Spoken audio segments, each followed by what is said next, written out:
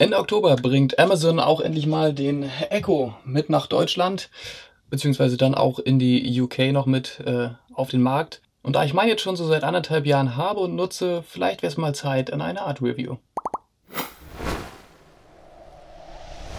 Tja, damit dann hallo und guten Abend YouTube zu einem neuen Video. Heute zu elektronischen Geräten, die es 2015 schon gab und jetzt 2016 auch endlich mal den Weg nach Deutschland finden. Ganz kurz als Hintergrund, wer diesen Kanal nicht weiter verfolgt hat. Mein Amazon Echo ist tatsächlich in den USA gekauft worden, als ich dort gelebt habe.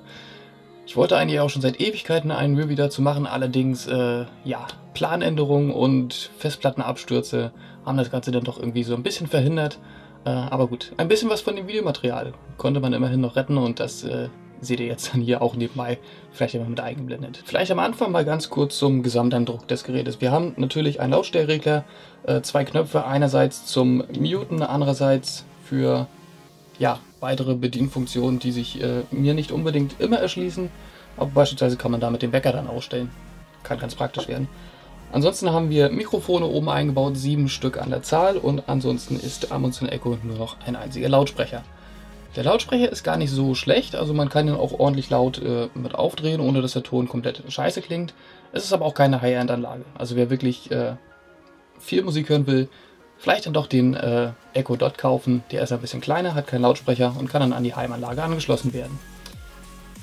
Die Mikrofone selber sind auch relativ gut, also selbst wenn hier laut Musik übergespielt wird, ist Echo noch sehr gut in der Lage, einen zu verstehen. Schwieriger wird es dann schon, wenn im Sommer der Ventilator läuft und die Luft immer hier reingepustet wird.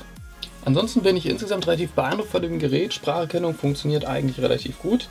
Was Alexa hier allerdings noch fehlt, ist so ein bisschen Kontext. Also einige Sprach-Apps sind in der Lage, auch einen Kontext über mehrere Fragen hinweg zu verstehen. Also da kannst du nach Barack Obama fragen und danach eine Frage stellen, wie heißt seine Frau? Und die App ist dann in der Lage, noch den Kontext herzustellen, dass mit seine auch wirklich Barack Obama gemeint ist, beispielsweise. Und das kann Alexa eben momentan noch nicht. Aber wer weiß, vielleicht gibt es da ja Updates, denn Amazon arbeitet sehr, sehr fleißig an, ja, nicht nur Alexa, auch am Amazon Echo. Und es gibt darüber hinaus noch ein sehr großes und breites Feld an Skills, was letztendlich auch nur Apps sind für Amazon Echo, die man sich über die App dann installieren kann. Ja, da gibt es dann einige sehr sinnvolle Skills, die man sich hinzufügen kann. In den USA ist das beispielsweise, denke ich mal, Uber oder Domino's, womit man sich dann entsprechend Taxis bzw. Pizza bestellen kann. In Deutschland kommt, glaube ich, MyTaxi mit als Skill raus. Da bin ich schon mal gespannt, was da denn so alles verfügbar sein wird und ob ich das dann auch auf einem amerikanischen Amazon Echo so nutzen kann oder ob die App Stores da auch wirklich landesmäßig getrennt sind. Es gibt aber auch durchaus einige, ja, halbwegs unnütz, aber vielleicht dafür dann lustige Skills, wie zum Beispiel Cat Facts. Alexa, open Cat Facts. Here's your cat fact. Normal body temperature for a cat is 102 degrees Fahrenheit. Also wer Fakten über Katzen möchte, findet auch dafür eine App. Keine Sorge, es gibt diese App natürlich auch für Hunde. Mein Echo habe ich jetzt in Englisch anreden müssen. Klar, wurde in den USA gekauft. Es hat allerdings auch zur Folge, dass dann beispielsweise deutsche Namen tatsächlich schwieriger sind, was Städtenamen angeht oder auch ja, allgemein deutsche Begrifflichkeiten. Damit kommt die Sprachsoftware hier natürlich nicht klar. Allerdings keine Sorge, es gibt für den deutschen Amazon Echo, der im Oktober rauskommt, ist natürlich auch eine deutsche Sprachsoftware installiert, also da gibt es dann keine Probleme. Ich frage mich ja auch, ob Amazon in der deutschen Variante dann so kleinere Spielereien mit eingebaut hat. Beispielsweise, wenn Musik läuft, Alexa, play some music.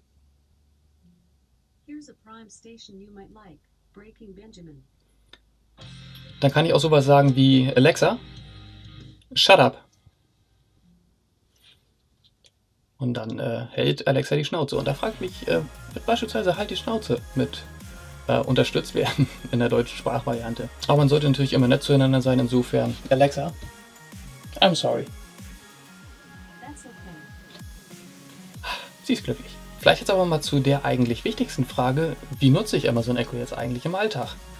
Und um ehrlich zu sein, nicht unbedingt so viel. Ich nutze es hauptsächlich für Musik und den Wecker. Und das war's dann auch.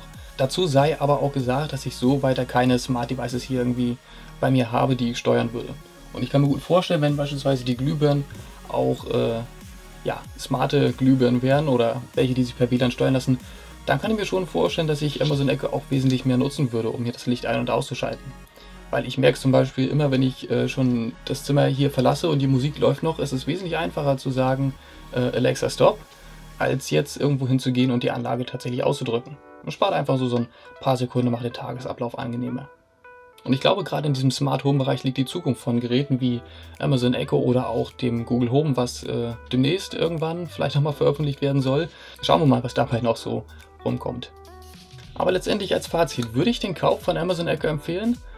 An und für sich würde ich sagen, schon. Es ist natürlich mit 170 €, glaube ich, im deutschen Store nicht unbedingt das billigste Gerät, aber es ist ein Gerät, was durchaus viel Potenzial hat. Und ich habe über die letzten 1,5 Jahre auch gesehen, dass Amazon sehr viel in die Entwicklung dieses Gerätes hineingesteckt hat. Also das fängt an bei der App, die am Anfang wirklich sauschlecht war und sau langsam, aber jetzt tatsächlich wesentlich stabiler läuft und wesentlich schneller läuft, auch einiges an Nutzen mit hat.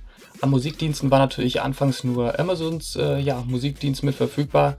Jetzt mittlerweile kann man als Standardmusikdienst auch schon Spotify mit einstellen. Und insgesamt wird die Palette an unterstützten Geräten auch tatsächlich immer größer. Genauso wie auch die Palette an smarten Geräten im Allgemeinen immer größer wird. Und ich glaube, dass wenn man ein Smart Home Device steuern möchte, ein Gerät, was einem ständig zuhört, angenehmer ist, als sein Telefon erst noch rauszuholen und dann eventuell noch wieder zu entsperren, Button zu drücken und so weiter und so fort.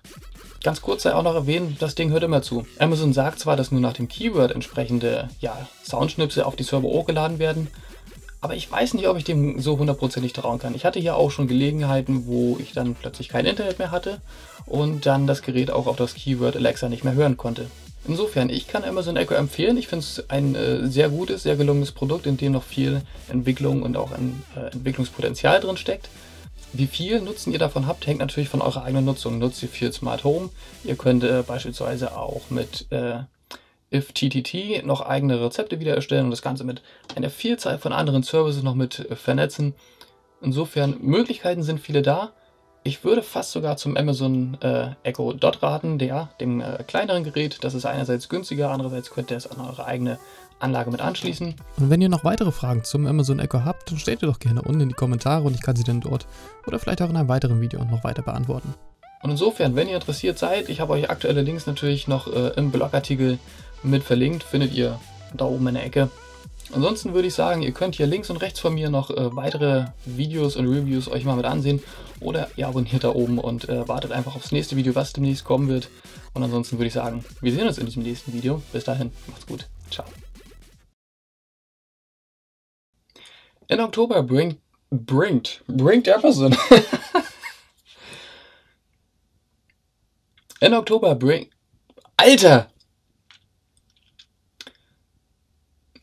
bringt Amazon auch endlich mal den